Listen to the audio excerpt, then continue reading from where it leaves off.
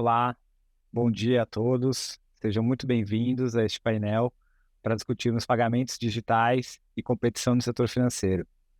Hoje nós vamos falar um pouco sobre como a disponibilidade de sistemas de pagamento pode ser promovida e o impacto potencial que isso tem sobre a concorrência bancária. Eu sou Eduardo Lopes, presidente da Zeta, e em nome da Zeta e da México Exponencial, que são as anfitriãs desse painel, é um prazer muito grande estar aqui com vocês hoje e eu gostaria em especial de agradecer aos nossos painelistas que aceitaram o nosso convite para vir aqui compartilhar conosco o seu conhecimento, a sua experiência, o Tom, Renato, John e Carolina. A Rafaela, economista-chefe da Zeta, que vai moderar essa discussão, fará a apresentação deles em seguida, mas eu já queria desde já dizer que para nós é uma honra e um privilégio contar com a participação de vocês, para a gente poder ouvir a experiência e o conhecimento de vocês em primeira mão sobre esse tema tão importante de pagamentos instantâneos no Brasil e no México e em outros lugares também. O ponto de partida desse nosso webinar é o artigo do Dr. Sergei Sarkisian, que fala sobre sistemas de pagamento instantâneo e a competição por depósitos. Esse é um paper que explora como os sistemas de pagamento universalmente disponíveis podem promover a concorrência bancária e aumentar a eficiência do sistema como um todo. Essa é uma discussão que é fundamental, como eu disse, não apenas no Brasil e no México, na América Latina, mas, na verdade, no mundo todo. Muitos países, na nossa região em especial, enfrentam setores bancários altamente concentrados, o que em muitos casos leva a uma baixa inclusão financeira e a outras ineficiências. Então, ter esse tipo de debate, onde a gente pode juntar a perspectiva de empresas do mercado, mas, sobretudo, a contribuição acadêmica e a perspectiva de reguladores que se debruçam sobre o tema e elaboram a regulação visando endereçar esse tipo de ineficiência e promover esse tipo de agenda de maior competição, maior inclusão, por meio de iniciativas como, por exemplo, os pagamentos instantâneos, é absolutamente fundamental. É por isso que a gente está muito feliz de poder ouvir aqui um pouco dos comentários do próprio Dr. Sergei sobre o seu paper, mas principalmente poder debater com representantes do Banco Central do Brasil, do Banrico e do BIS, as suas diferentes visões e a sua experiência regional e também a perspectiva global. Sem mais delongas, a gente está aqui para ouvir os nossos convidados tão ilustres. Eu, com isso, queria passar a palavra para a Rafaela Nogueira, que vai moderar esse painel, reiterando o nosso agradecimento a todos que se juntam a nós para ouvir o painel e, sobretudo, aqueles que estão aqui contribuindo para o debate. Obrigado e tenho certeza que teremos um ótimo evento. Rafaela. Obrigada, Eduardo. Então, bom, dando início oficial ao nosso webinar, mas agora vamos assistir uma breve apresentação do Sergei Sarkisian. Ele é PhD em Finanças pela Wharton School da Universidade de Pensilvânia. Ele em breve será professor assistente na Universidade Estadual de Ohio, mas infelizmente o Sergei não pôde comparecer ao vivo conosco hoje, mas gentilmente gravou uma apresentação super breve do estudo dele, do sistema de pagamentos instantâneos e competição por depósitos. Então, peço, por favor, para passar o vídeo da apresentação do Sergei, por favor. Muito obrigado por me convidar para falar sobre a minha pesquisa e peço desculpas por não estar presente fisicamente. Uma pesquisa sobre sistemas de pagamento instantâneo e concorrência por depósitos. O setor bancário é altamente concentrado. Por exemplo, nos Estados Unidos, há 4.200 bancos em operação, mas a participação dos 5 primeiros ultrapassa 50%. Os grandes bancos têm enorme poder de mercado, pagam uma taxa de depósito muito baixa e ainda assim conseguem manter seus clientes. Um dos motivos é que eles oferecem serviços de pagamento como os melhores cartões de crédito. Por exemplo, acesso a aplicativos de pagamento como PayPal, Venmo e Zelle. Isso lhes dá um importante poder de mercado. Muitos clientes estão dispostos a renunciar às taxas de depósito mais elevadas que os pequenos bancos pagam e permanecer num grande banco que oferece serviços de pagamento instantâneos. Mas uma das dimensões são os pagamentos instantâneos. Essas são tecnologias para pagamentos rápidos, originalmente concebidos para a inclusão financeira, para tornar os pagamentos mais eficientes e rápidos, como o IPI na Índia e o FedNow nos Estados Unidos. Esses sistemas foram lançados em julho do ano passado e o Pix no Brasil em novembro de 2020. Uma característica única dos sistemas de pagamento instantâneo criados ou configurados pelos bancos centrais é que eles têm custo de entrada muito baixo para todos os bancos possam participar. Então, não só os grandes bancos, mas os pequenos também têm acesso a essas tecnologias. Nesse artigo, estou analisando os sistemas de pagamento instantâneo têm potencial para mudar o cenário competitivo entre os bancos. O meu argumento é que os sistemas de pagamento instantâneo podem aumentar a concorrência por depósitos, para tornar os bancos pequenos mais poderosos em relação aos grandes. Para esse estudo, usarei os dados do Brasil. Como todos sabem, o Banco Central do Brasil lançou o Pix em novembro de 2020, cujo objetivo era permitir a transferência e pagamentos em segundos. O Pix exige, claro, ter acesso a um smartphone e uma conta em banco para usá-lo. Os grandes bancos foram obrigados a aderir ao Pix. No entanto, os pequenos bancos também tinham acesso barato. É por isso que mais de 95% dos intermediários no Brasil aderiram ao Pix muito rapidamente. Após o lançamento, mais de 65% dos brasileiros usam o Pix para pagamento de transferências. O principal motivo é que o Pix é gratuito para famílias bancárias, não requer nenhuma aprovação, não tem taxa. Também é barato para os bancos e muito barato para os comerciantes. Assim, em média, os comerciantes precisam pagar apenas 0,2% por transação. Para aceitar o Pix como meio de pagamento em relação, por exemplo, à taxa de cartão de crédito, que é 2,2%. Por isso, após a introdução do Pix, ele se tornou muito popular. Nesse gráfico, você pode ver quanto o Pix é utilizado no ponto de venda para pagamentos. Atualmente, é mais popular que os cartões de crédito e débito. Os dados que dispõe, infelizmente, vão somente até o início de 2022, mas as recentes pesquisas mostram que o Pix é o mais popular que dinheiro no ponto de venda. Atualmente, o Pix é o meio de pagamento mais popular do Brasil. Para responder minhas perguntas, vou usar muitos dados daqui mesmo. Por exemplo, os dados mensais dos municípios com relação a transações com Pix. Em cada município, eu observo quantas vezes as pessoas usam Pix. Eu combinei com dados e também muitos dados demográficos.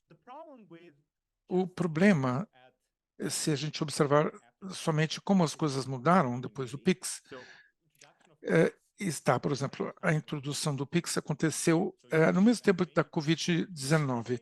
Então, você pode pensar que as pessoas quisessem usar pagamentos digitais porque estavam presas em casa, e talvez as pessoas quisessem mudar para bancos pequenos, porque na época as taxas de juros dos pequenos eram muito baixas, então, por motivos não relacionados ao Pix.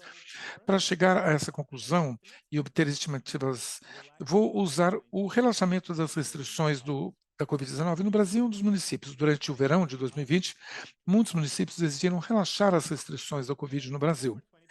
Em setembro de 2020, houve uma pesquisa realizada pelo Ministério da Saúde que perguntou a todos os municípios se eles iriam relaxar as restrições do Covid ou se as manteriam. Usarei essa pesquisa como instrumento do uso do Pix. A ideia é que a flexibilização das restrições do Covid levou a um maior uso do Pix. Então, por exemplo, se mora em uma área que tivesse relaxado as restrições, isso significa que você iria gastar mais dinheiro, iria viajar, iria a restaurantes, a festas, mais ainda, você sairia mais com seus amigos e transferiria mais dinheiro, a função mais usada do Pix. A segunda hipótese é o fim da restrição. Eu imagino que a única maneira de a flexibilização das restrições do Covid impactar as mudanças na concentração de depósitos em novembro é por meio do Pix. Então, digamos que o Rio de Janeiro tivesse decidido relaxar as restrições da Covid em setembro e as pessoas decidissem mudar para bancos pequenos por causa disso. Presumo que, se fizessem essa troca em novembro, fariam isso porque o Pix tinha sido introduzido não por outras causas como restrições da Covid. Ao utilizar a estratégia de identificação, chego na principal conclusão do meu artigo. Acredito que a introdução do Pix levou a um aumento significativo nos depósitos à vista e a prazo e também nos empréstimos de bancos pequenos comparados aos grandes. Assim, por exemplo, o aumento do desvio padrão no valor do pico das transações é de aproximadamente 100%. Duplicar as transações com Pix aumentaria os depósitos em cheques dos pequenos bancos em 3,3% em relação aos depósitos dos grandes bancos. Para conseguir explicar melhor, vou retroceder à concentração de mercado com um índice Heringsfeld-Hirschman. Esse número é próximo de 1 para monopólio e próximo a 0 numa concorrência perfeita. Vou, então, mostrar como essa medida mudou. Se o valor da transação por Pix Em primeiro lugar, você pode ver antes da introdução do PIX que não houve mudança na concentração, portanto, não é verdade que os mercados de depósitos estivessem se tornando menos concentrados. Após a introdução do PIX, no entanto, houve uma redução no índice Hirschman, o que significa que os mercados de depósitos se tornaram mais competitivos. Para interpretar esse número, pense na média. Imagine alguns municípios do Brasil com 5 bancos do mesmo tamanho. Você pode pensar nos 5 maiores bancos do Brasil. Digamos que uma pessoa normal comece a usar $200 a mais no Pix. Acho que isso levaria à criação do sexto banco. Em vez de 5 bancos do mesmo tamanho, você teria 6 bancos do mesmo tamanho. E há muitas teorias que sugerem que essa tese está correta. Por exemplo, o Nubank cresceu muito desde a introdução do Pix e se tornou um dos maiores bancos do Brasil.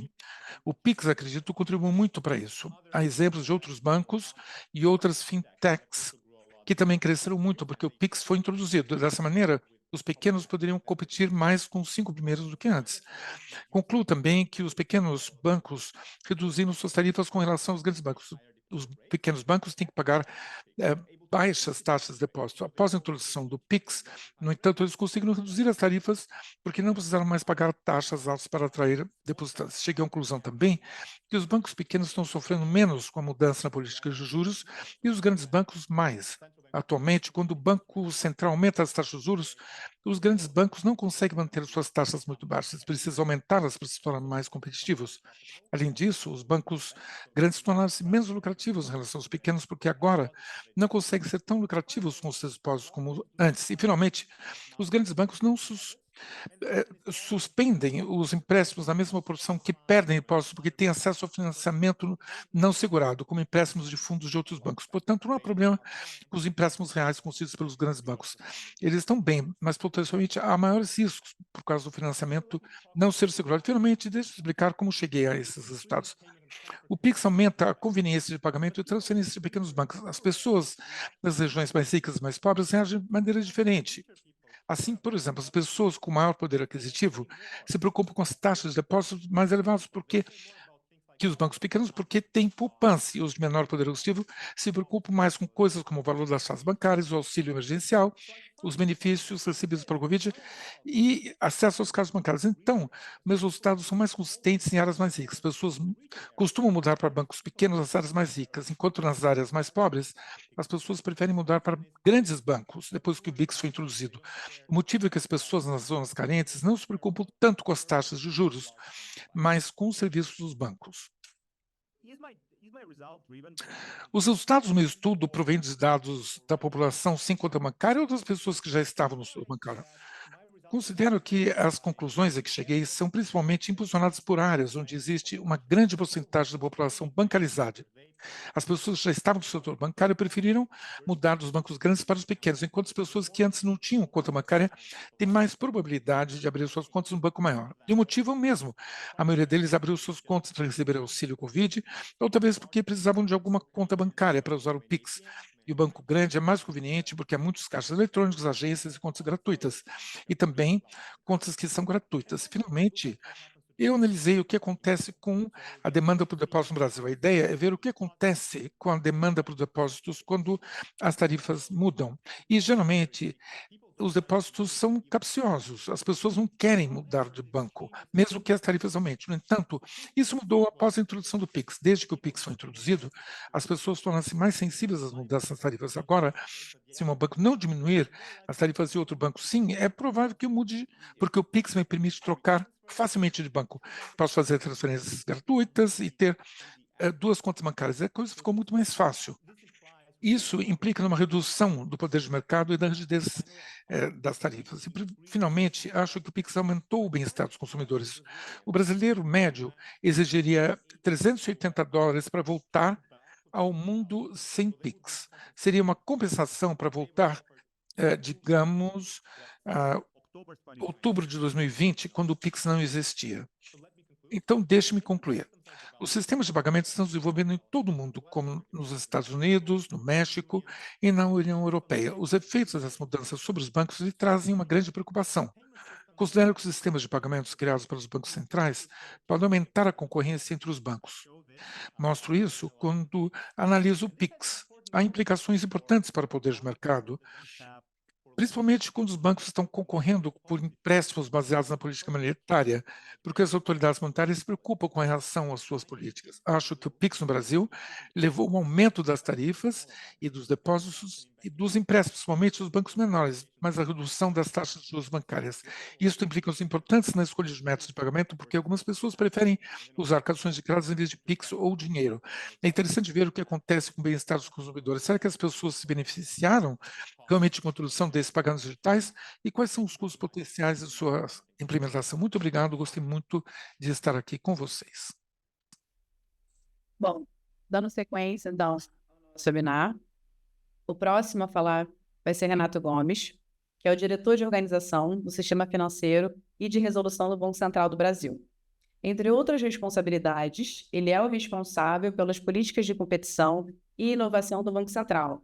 O diretor Renato tem PhD em Economia pela Universidade Northwestern e, antes de se juntar ao Banco Central, era professor na Escola de Economia de Toulouse.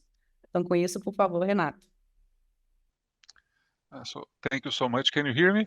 Muito obrigado. Wonderful. I would like to start Bom, eu gostaria de começar agradecendo os organizadores, principalmente Rafael Nogueira e do Lopes, por me convidar. Então, é um prazer contribuir para este evento. Também sempre agradeço a compartilhar com a Carolina, o John e o Fulton, e é muito prazer estar aqui.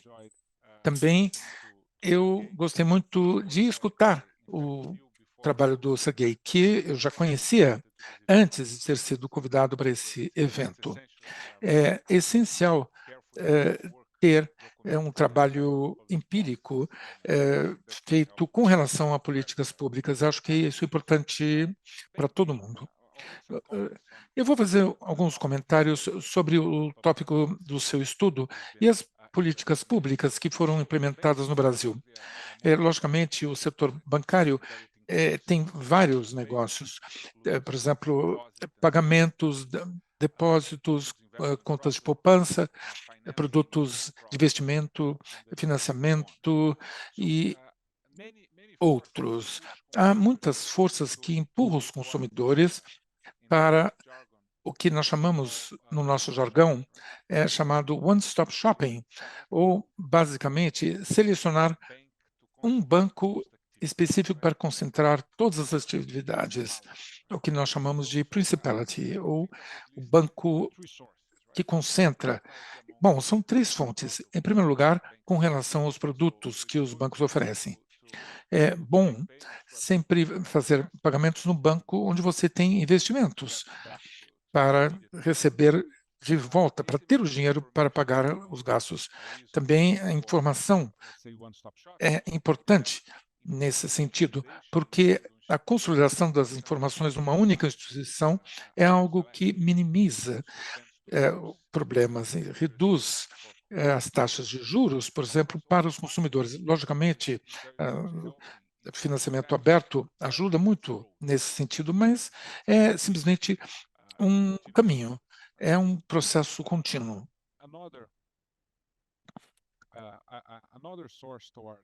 Outra fonte do one-stop shopping, ou compra num único lugar, é que os consumidores geralmente tinham que pagar custos para trocar de bancos. A minha câmera parece que está com um problema. Bom, eu não consigo ver você, mas acho que o pessoal do YouTube não está tendo problemas. Bom, eu vou aqui. Bom, agora sim eu reinstalei, está melhor. Bom, eu estava falando sobre o problema de transporte ou mudança de filiais. Esse é um motivo para concentrar as atividades num único banco. Por bastante tempo, o Brasil teve uma rede de bancos e de filiais concentradas nas 5 maiores instituições bancárias, e essa rede bancária levava a uma grande competição para os novos bancos, criava uma barreira de entrada que evitava novas instituições progredissem no mercado. Outra fonte de obstáculos de competitividade no setor bancário brasileiro é que os caixas eletrônicos brasileiros não eram interoperativos e ainda não são. Isso cria efeitos de rede que não ajudam a competição ou a concorrência. Hoje em dia, o PIX-SAC, o PIX-Troco, está tentando finalmente resolver esse problema, mostrando a importância de uma rede de caixas eletrônicas. A questão de uma década, a gente diria que os brasileiros eles quase que eram obrigados a patronizar um dos 5 grandes bancos, principalmente quando pagamentos de pessoa a pessoa eram feitos em dinheiro vivo. E esse era uma das grandes atividades que os bancos grandes operavam. Esse cenário mudou rapidamente nos últimos anos. Houve um marco específico, que foi a Lei 1265, que regularizou os pagamentos pelo Banco Central.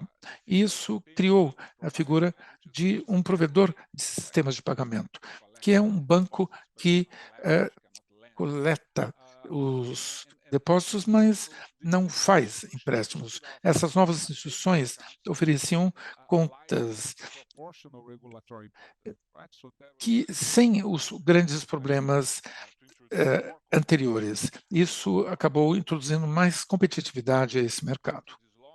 Depois dessa lei, o PIX foi o marco mais importante no sentido de mais competitividade do setor bancário. Ofereceu aos consumidores a oportunidade de digitalizar pagamentos de B2B e pessoa a pessoa, reduzindo substancialmente a importância do dinheiro vivo na vida diária dos brasileiros. O PIX, segundo eu acredito, deu aos bancos e às caixas eletrônicas muito menos importância. Então, os consumidores agora têm uma possibilidade real de escolher além da filial física do banco. Isso acabou reduzindo a importância do dinheiro vivo. O estudo do Sergey faz um trabalho excelente, demonstrando essa causa e efeito que o PIX teve com relação à competitividade entre os bancos brasileiros e instituições de pagamento. Com relação às lições, uma das que mais impressionou no estudo é que, duplicando as transações do PIX, aumenta a participação dos depósitos em 15% nos grandes bancos. Então, acaba aumentando, essa taxa de depósito acaba aumentando em 15% quando aumenta ou duplica o PIX. Isso tem a ver com mudanças em medidas de concentração nacionais que o Banco Central publica todos os anos dentro do relatório que divulga. Também as transações do PIX são importantes com relação aos depósitos. O Sergey fala sobre que houve um aumento de quase 4% nos depósitos, o que aumenta os dados internos do Banco Central. Isso significa que houve um aumento de milhões de pessoas a mais que entraram no sistema bancário. Também outro momento de inclusão é que houve grande parte da população de baixa renda que agora participa do sistema bancário. Também existe, dentro desse modelo, o Sergey mostra que a existência do PIX gera um depósito equivalente a $380 por pessoa. Isso é fascinante, que isso tem a ver com um aumento de 50% do PIB no Brasil. Eu espero que eles veem esse dado quando analisam o papel do Banco Central com relação ao PIX.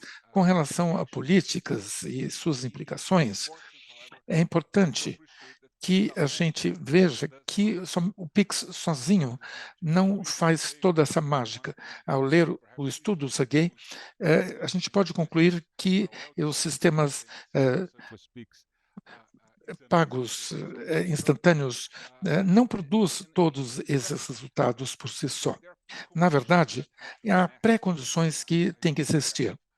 Eu acho que não consigo falar sobre todas as pré-condições. Uma das mais importantes é a existência de grandes fintechs que são concorrentes e que investem em TI e oferecem um suporte quando entrou o PIX. E esse foi o caso do Brasil, e muitos membros da ZETA entendem o que eu falo. Quando o PIX chegou, houve um grande aumento do número de concorrentes que potencializaram uma maior infraestrutura. Eu acho que, no final das contas, a digitalização maciça que seguiu o PIX, principalmente para novos bancos e fintechs, esse novo sistema de pagamentos não é uma barreira ao cenário de pagamentos, mas, ao contrário, aumenta o tamanho da presença dos brasileiros e a inclusão de brasileiros dentro desse mercado. Eu acredito não somente que beneficiou os consumidores brasileiros, mas também a indústria, tão valiosa nesse sentido. Bom, eu acho que isso é tudo. Muito obrigado por me convidarem.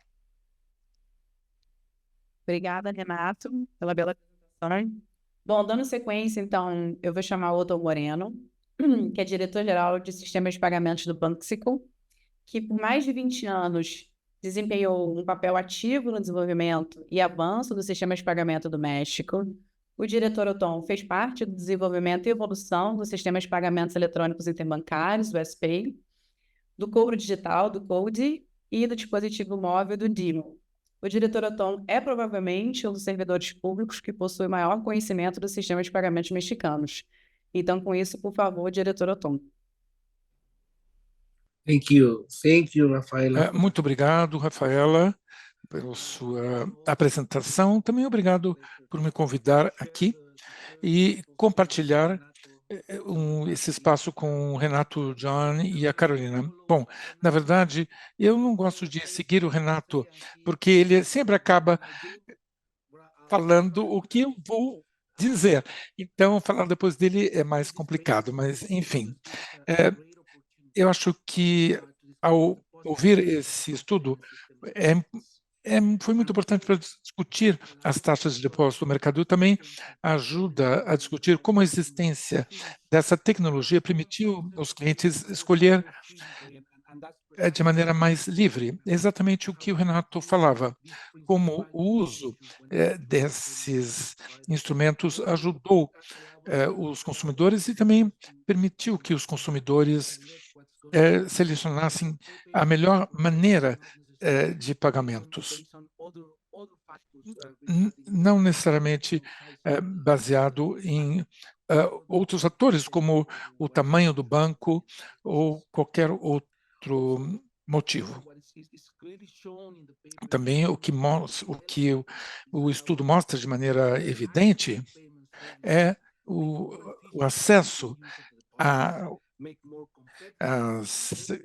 aos bancos faz com que o mercado seja mais competitivo, que as pessoas tenham acesso mais fácil e possam também diminuir os custos de entrada. Há muitos exemplos no caso do mercado brasileiro. O estudo é baseado na introdução do PIX há alguns anos. Sempre que a gente vê a introdução de uma nova tecnologia que acaba baixando o preço de entrada. Mas eu queria falar de maneira geral sobre tecnologias de pagamento e o potencial delas para impulsionar a concorrência. Renato falou que existe um espaço para a confusão. Se você introduzir esse sistema de pagamento instantâneo, a gente vê que tem que ser muito bem desenhado, muito bem projetado, tem que ser um sistema muito pensado. Então, nessa apresentação, ele falou sobre um sistema de pagamento instantâneo introduzido pelo Banco Central. Eu talvez discorde com ele nesse sentido. Não é que ele foi introduzido pelo Banco Central, é o caso do México e do Brasil, e também na implementação americana, no Fed. Mas acho que isso não é um princípio comum que faz com que esses sistemas sejam beneficiados. Bom, agora eu vou mostrar um pouquinho esses slides para que eu possa ajudar nessa discussão.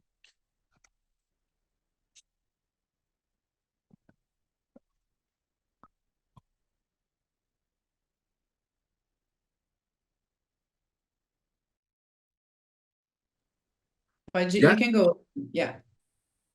You're looking at the slides now? I don't see the slides.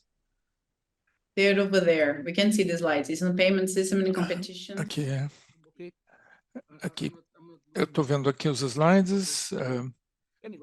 Bom, enfim, vocês estão vendo os slides, né? Eu imagino. Bom, vamos passar então ao próximo slide, que fala sobre os princípios básicos.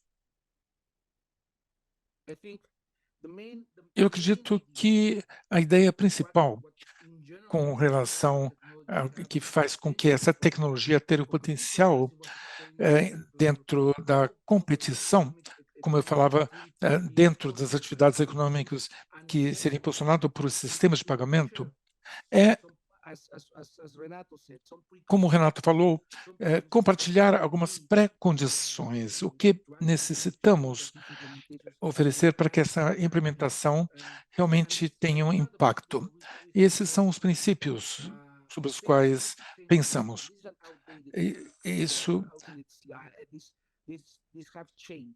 Isso mudou. Precisamos falar sobre os resultados, porque a relação costumava ser entendida com relação a uma lei ou a um regulamento, mas isso não é verdadeiro atualmente. Na verdade, as mesmas condições têm que ser regulamentadas para que todos estejam nas mesmas condições e todos os riscos sejam mitigados de acordo com o que existe no mercado. Logicamente, é o caso no Brasil, no México e na Europa, no sentido de ter um regulamento mais homogêneo para que essas novas fintechs tivessem condição de entrar de maneira segura no mercado, porque já estavam presentes no mercado para oferecer os serviços, mas agora com o regulamento eles mudaram. Outro princípio tem a ver com a disponibilidade desses instrumentos. Isso é fundamental, ter uma tecnologia de pagamentos que não seja neutra, ajudaram a diminuir a concentração em casos de piores cenários. Um dos grandes economistas que encontrei na minha vida, uma vez me disse, se você tiver um mercado com diferentes falhas, endereçar uma dessas falhas sem considerar outros fiascos, outras falhas, isso leva a uma outra falha. Isso é um dos problemas que nós vemos no sistema. Então, o Renato já falou muito bem que tem a ver com isso. Os mercados financeiros, eles se concentram em poucos players, 5 ou 6 grandes players.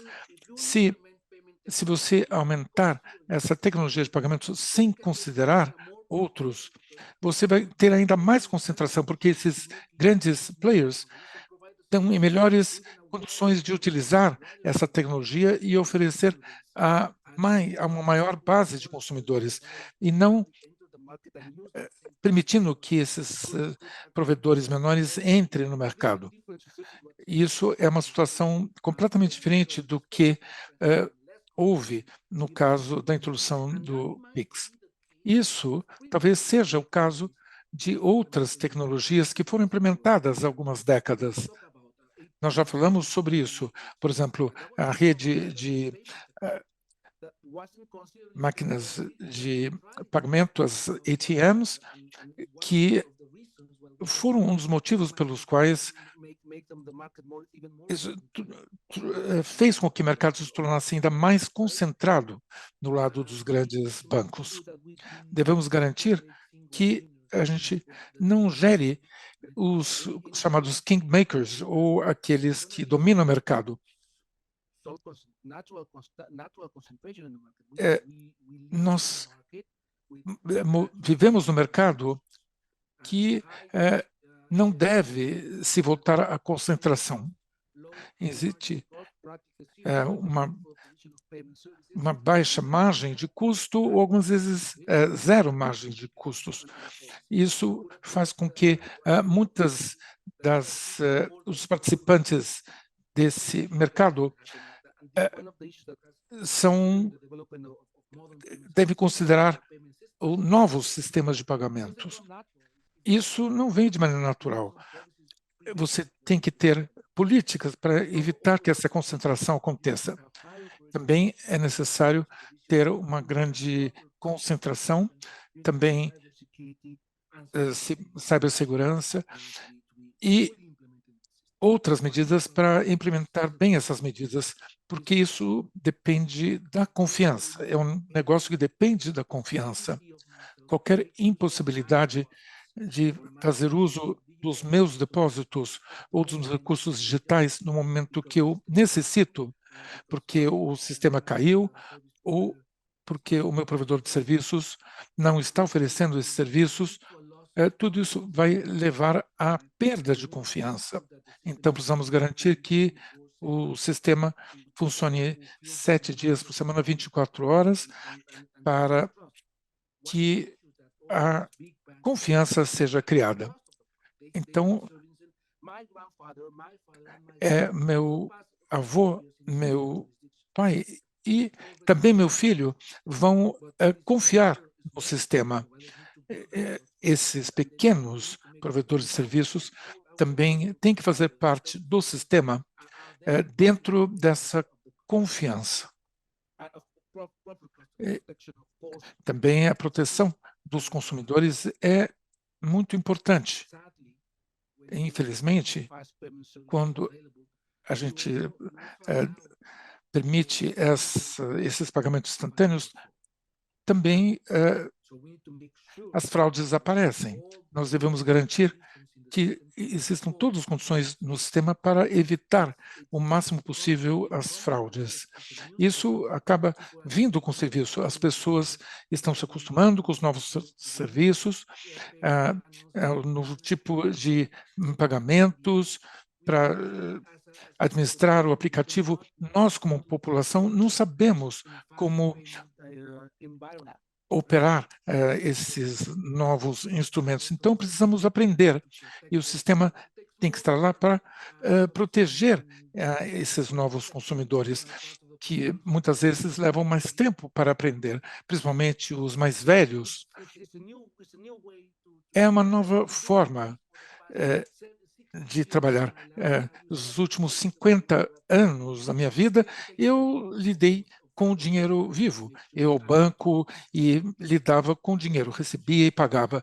E houve uma verdadeira revolução no sentido de mudança de pagamentos. Agora eu vou passar para o último slide, porque não tem muito tempo, mas eu gostaria de falar sobre o que mais necessitamos. Falamos sobre os sistemas de pagamento instantâneo, que realmente trouxe muitas coisas boas e frutíferas para todos. O Sergei falou muito sobre o Pix, por exemplo, mas há mais coisas que devemos pensar.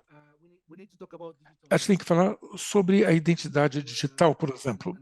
Devemos também interagir com o sistema. Passamos de cash com dinheiro vivo. Quando eu lidava com dinheiro vivo, eu sabia exatamente com quem eu estava interagindo. Havia uma pessoa na minha frente com quem, para quem eu pagava, ou ia ao banco e pagava com dinheiro. Nós vimos isso acontecendo agora, quando eu estou fazendo isso de maneira remota, eu não sei com quem eu estou falando. E a maneira de fazer é olhar e introduzir essas identidades digitais. Falamos sobre Open Finance, como fazer com que essa base continue a agir dessa maneira. Sempre que a gente quiser utilizar nossos serviços financeiros, eu sempre tento explicar para o mundo que as pessoas não conheciam. Quando as pessoas não conheciam, por exemplo, quando a gente vai no restaurante e pede uma comida para levar, para viagem. Então, você vai comprar um hambúrguer, por exemplo, você vai para um lugar de hambúrguer e recebe aquela caixinha. Pizza, a mesma coisa. Quando eu quero assistir um jogo ou com minha família, eu não quero, muitas vezes, ir para o restaurante, eu quero comer em casa. Muitas vezes o restaurante pode dizer, você tem que comer aqui, você não pode levar para casa. Bom, a mesma coisa acontece com o banco. Eu quero utilizar os seus serviços, mas eu não quero fazer parte de vocês. Mas os bancos diziam antigamente, você tem que ser parte nossa para poder usar os nossos serviços. Então, queremos aumentar a competitividade.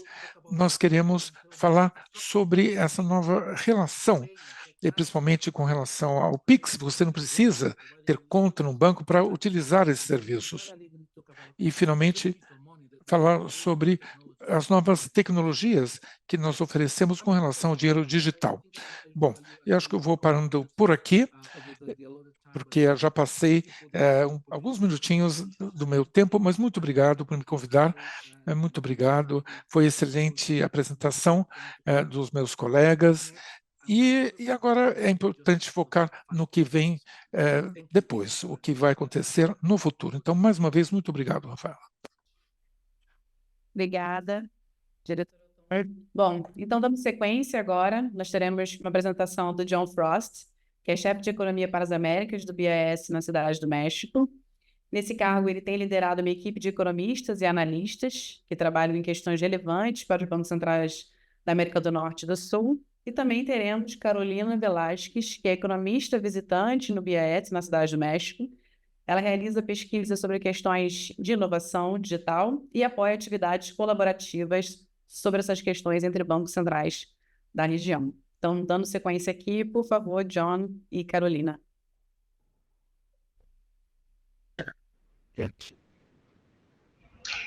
so much, Rafaela. Obrigado, Rafaela, e obrigado aos organizadores. É um prazer estar aqui para compartilhar também o estágio virtual que o Renato e o Eduardo focaram. Como a Rafaela falou, eu sou responsável do time das Américas e trabalho com o Velasquez, e vamos comentar um pouco do estudo do Sergey e também falar sobre a pesquisa que nós fazemos aqui no BIS, com experiência em diferentes regiões, especialmente com relação ao design e adoção. Bom, eu vou começar agora a compartilhar com vocês a minha apresentação.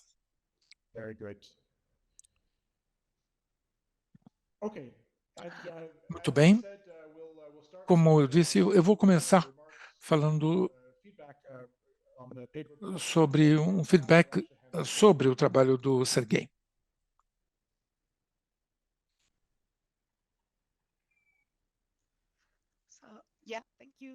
Bom, muito obrigado, John. Bom, vamos começar compartilhando algumas ideias sobre o trabalho do Sergey, que ele apresenta evidências sobre como o PIX ajudou a contribuir ao declínio da concentração do mercado de depósitos.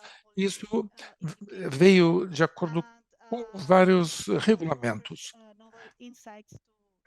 Também vamos dar novos insights com relação a campos de pesquisa inexplorado com relação ao sistema de pagamentos rápidos. Também esse estudo dá uma nova abordagem para calcular os efeitos causais utilizando as restrições do Covid-19 como uma variável instrumental e oferece grande evidência de mecanismos subjacentes. Também o trabalho nos inspirou para pensar sobre outras áreas de pesquisas futuras, como, por exemplo, a lucratividade de bancos. Vimos que os bancos têm problemas com relação a adoção de alguns tipos de pagamentos, com relação à estabilidade dos bancos, também condições que existem na adoção de alguns desses sistemas. Vamos falar um pouco sobre a adoção de pagamentos instantâneos. Vemos que houve uma grande transformação e o benefício para os usuários, mas há grandes diferenças com relação às taxas de adoção com relação às jurisdições. A Tailândia, o Brasil e a Coreia do Sul liderando com relação a volumes de pagamentos instantâneos. Ao mesmo tempo, o aumento do INPS aumentou com relação ao uso do dinheiro, principalmente onde foi implementado o Pix, o que aumentou a digitalização de pagamentos.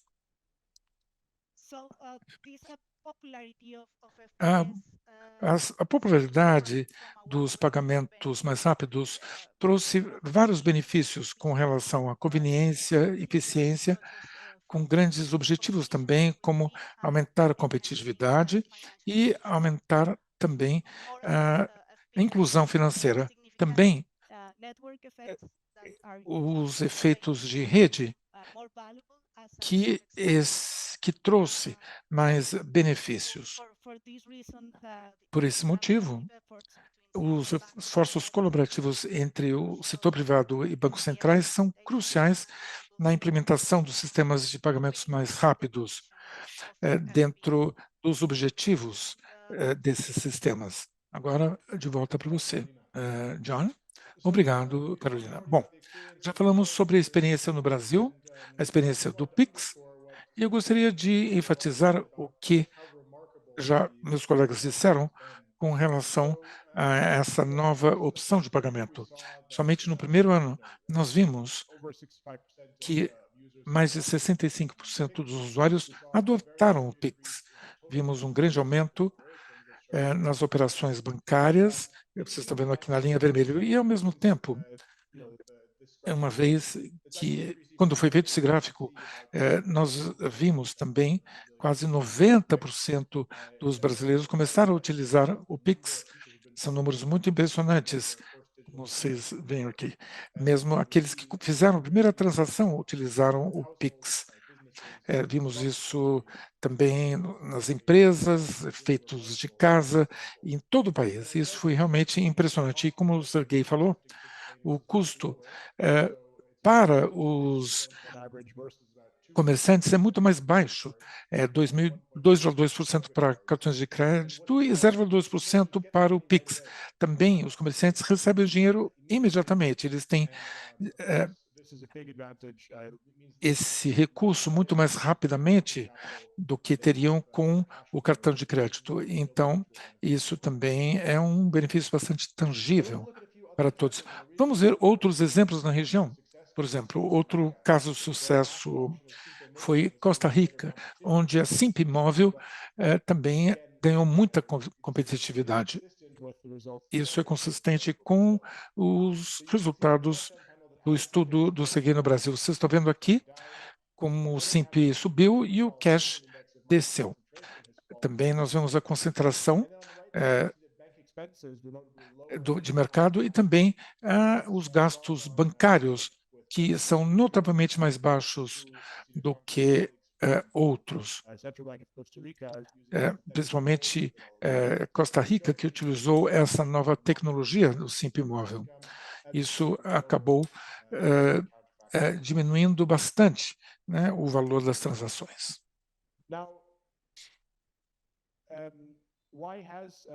Por que a adoção dos sistemas de pagamento mais rápidos foram maior em alguns países?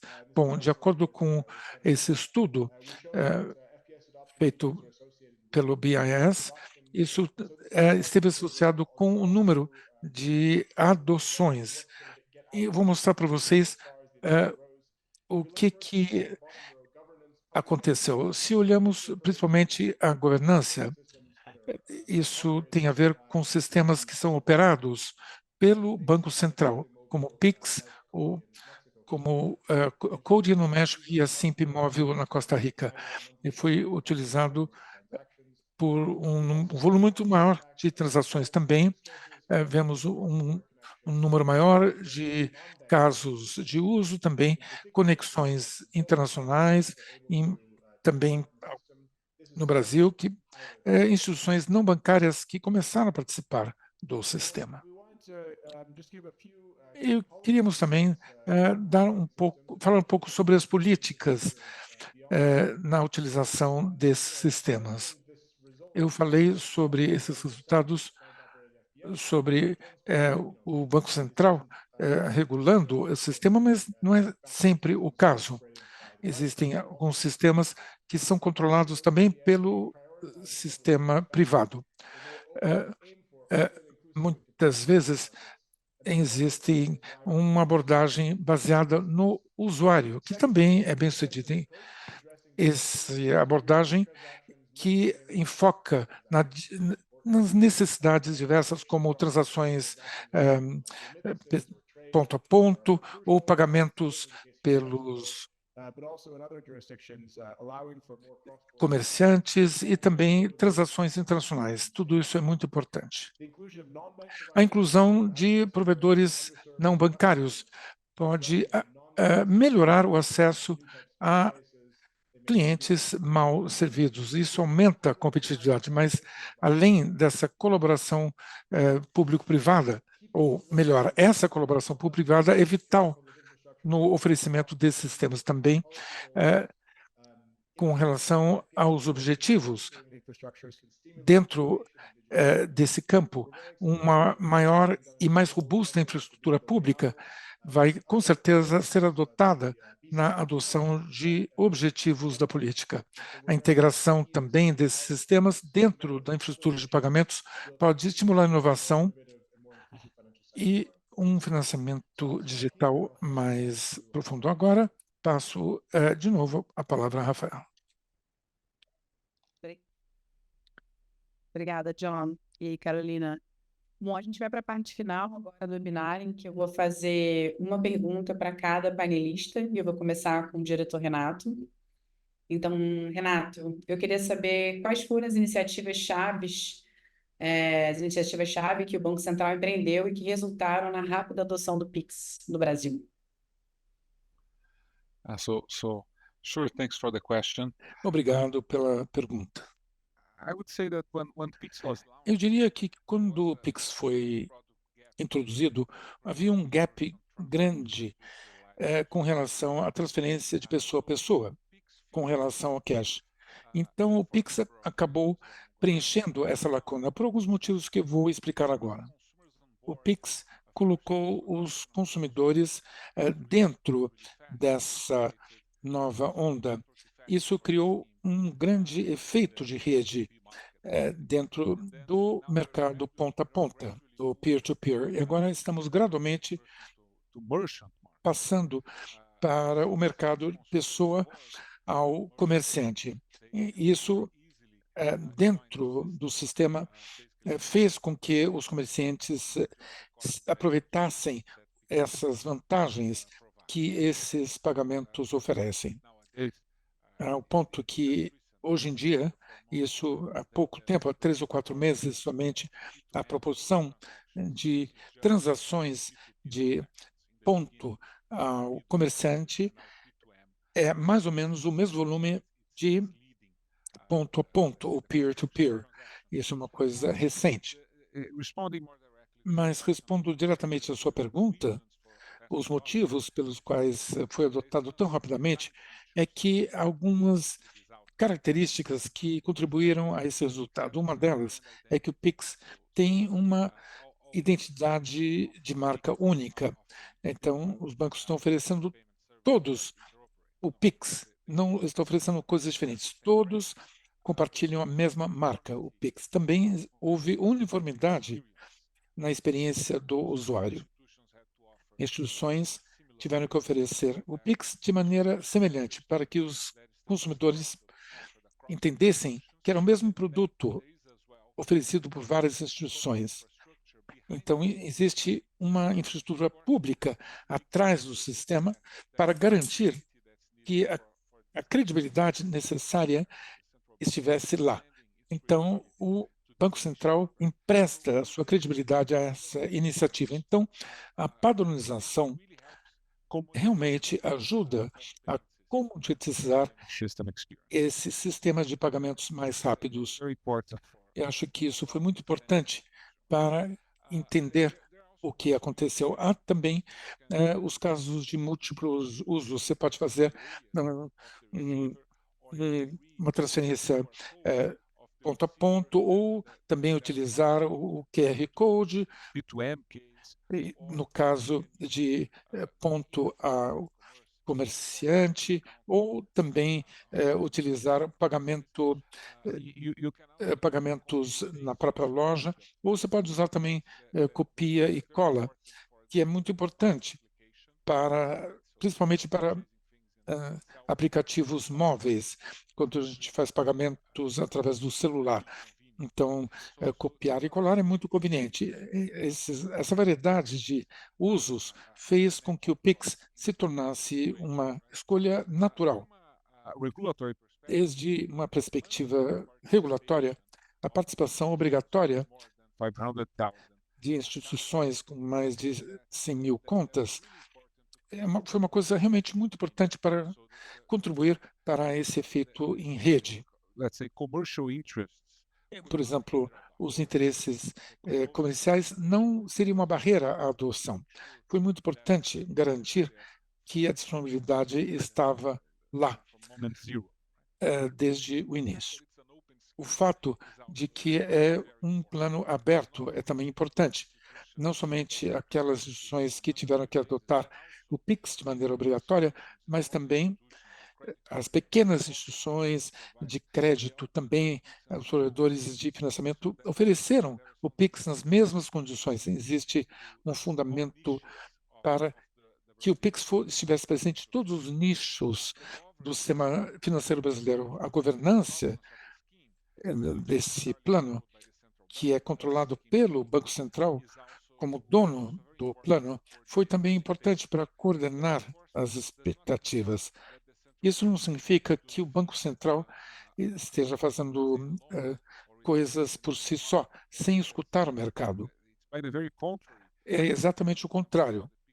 Temos uma coisa chamada o Pix Forum, que é uma reunião frequente com participantes do mercado, discutindo diferentes tópicos, onde o Banco Central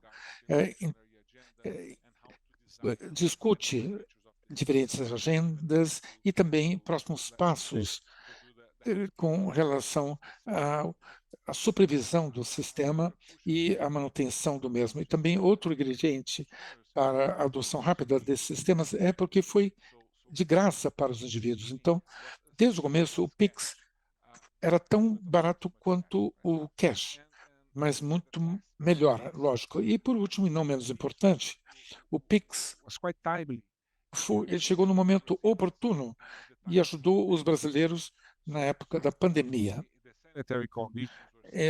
Quando as condições sanitárias eram tais que a digitalização não era uma opção, mas uma obrigação naquela época para se proteger. Foi uma grande coincidência que o Pix estivesse disponível justamente durante a pandemia e que nos ajudou a sair desse período. logicamente, também os benefícios que trouxe.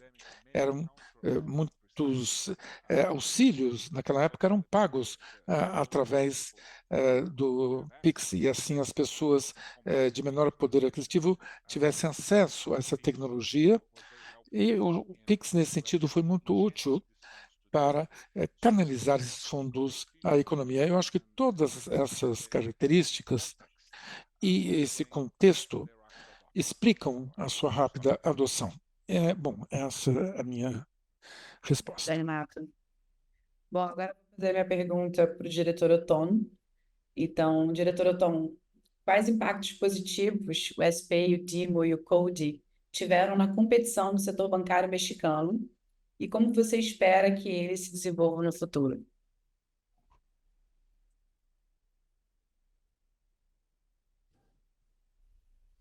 Thank you, Rafaela, for the. Obrigado, Rafaela, por sua pergunta. Como vimos discutindo na última hora, como os pagamentos moldaram o mercado, nós vimos o mesmo impacto com a implementação do Pix. Eu acho que é justo dar um contexto para essa questão. Bom, esse tipo de pagamento foi introduzido no mercado há 20 anos. Esse ano comemoramos 20 anos. Bom, primeiro tínhamos o ITDS, mas rapidamente isso se tornou um sistema de pagamentos mais rápidos. Agora, a maior parte dos pagamentos utilizam sistemas de pagamentos mais rápidos.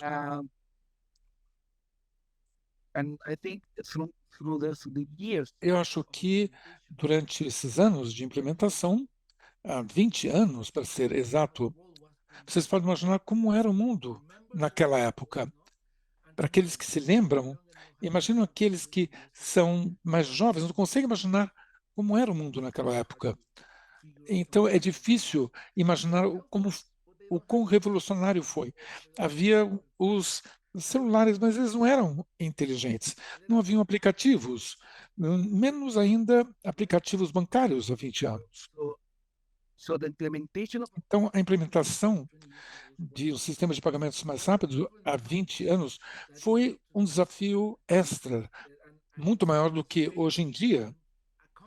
E isso acompanhou a digitalização do mercado mexicano. Naquela época não havia uma rede pronta para interagir no sentido de pagamento de pessoa a pessoa, de pessoa a negócios. Nós tivemos que construir, de criar do zero. Começamos a desenvolver serviços financeiros à medida que a tecnologia de telecomunicações adotava isso no mercado mexicano. Um dos grandes impactos à competição foi justamente permitir, à medida que os serviços digitais eram desenvolvidos, permitir que esses serviços fossem desenvolvidos de maneira integral. Principalmente os bancos tentando focar nos pontos principais, fazer com que os bancos compartilhassem os desenvolvimentos com relação aos pagamentos, aos novos serviços de pagamento. Isso foi muito importante. Imagine, há 20 anos, ter uma estrutura centralizada, controlada pelo Banco Central, para fazer com que os pagamentos chegassem aos usuários. Em 2007, foi algo realmente especial para o México, e isso permitiu com que o mercado se desenvolvesse rapidamente. Mais recentemente, também pressionamos para a utilização de novas tecnologias para reduzir o custo no ponto de venda. Isso foi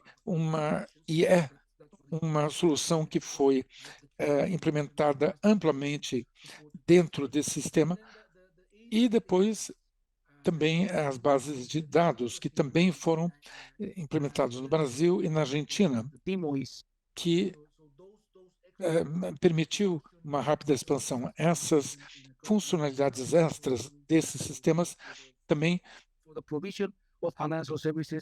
ajudaram na expansão dos serviços financeiros, principalmente também a inclusão de instituições não bancárias e bancos menores.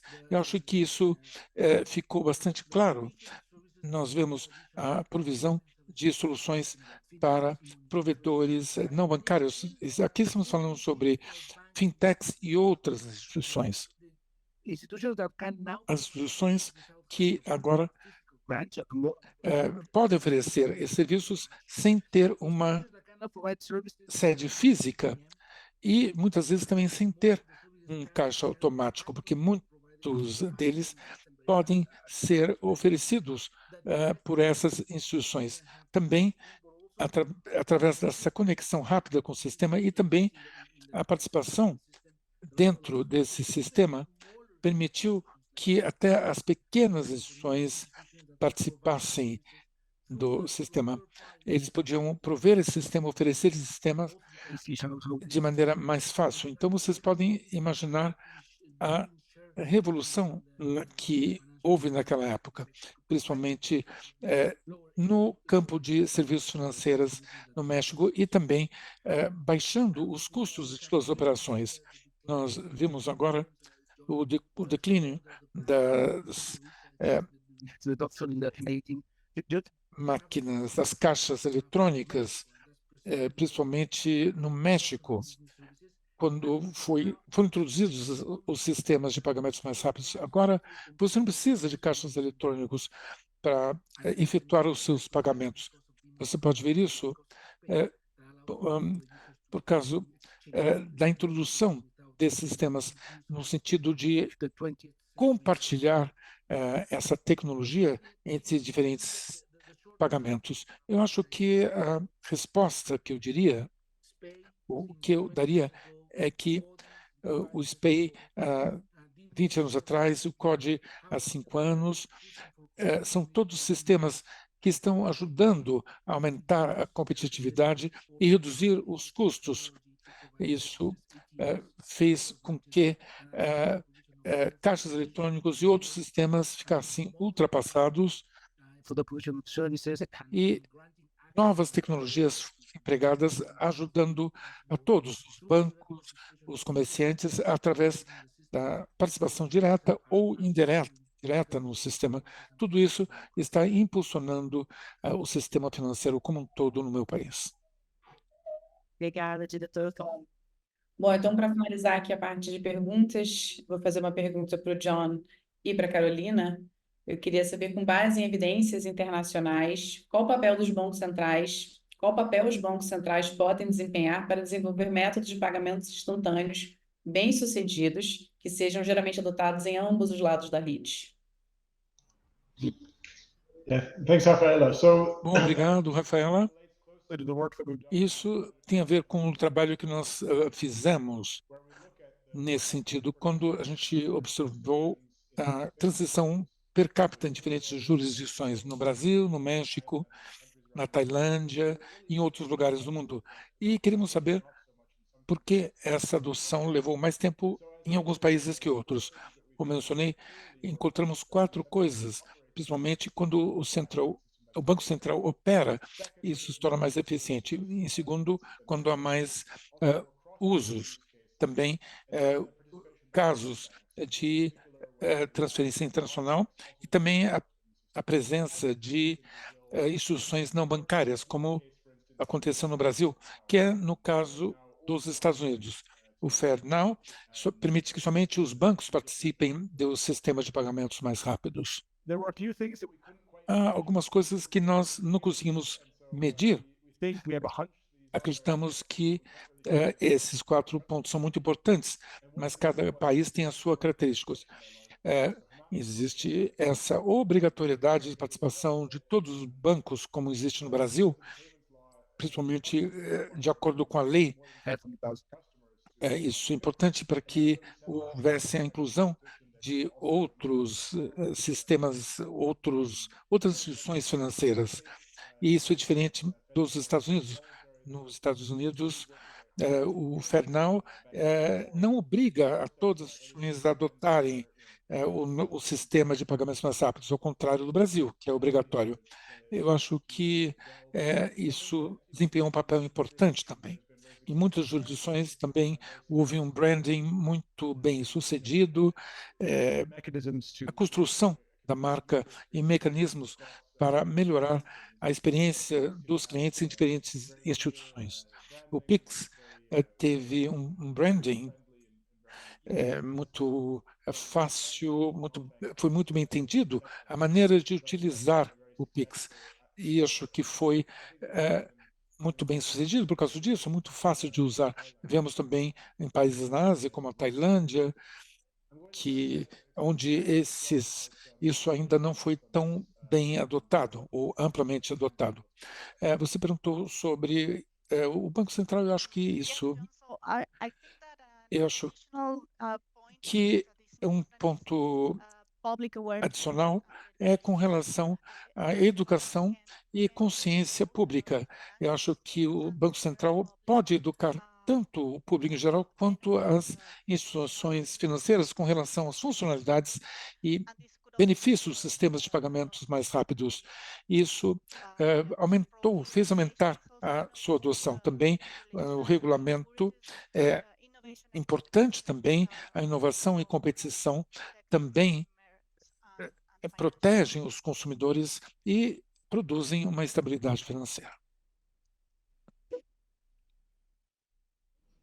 Bom, obrigada, então, John e Carolina. Então, eu vou passar a palavra agora para fazer o encerramento para Leira Orozco. Muchas gracias. Muito obrigada. Bom,